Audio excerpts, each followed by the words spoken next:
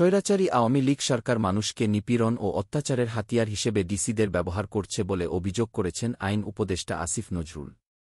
তিনি দাবি করেছেন, এতে আইন ও সংবিধান লঙ্ঘিত হয়েছে। আজ মঙ্গলবার 18 ফেব্রুয়ারি ওসমানী স্মৃতি মিলনায়তনে জেলা প্রশাসক ডিসি সম্মেলনের শেষ দিনে বৈঠক শেষে তিনি এসব কথা বলেন। আসিফ নজরুল বলেন, জনগণ প্রকৃত সেবা পাবে তখনই যখন ডিসিরা আইন ও সংবিধান মেনে চলবে।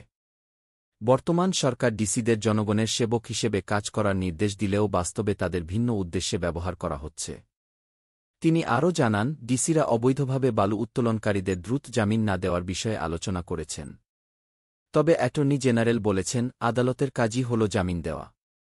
আইন উপদেষ্টা আরও বলেন, এসএসসি ও এইচএসসি পরীক্ষার পর শিক্ষার্থীদের কারিগরি প্রশিক্ষণ দেওয়ার জন্য ডিসিরা প্রস্তাব করেছে।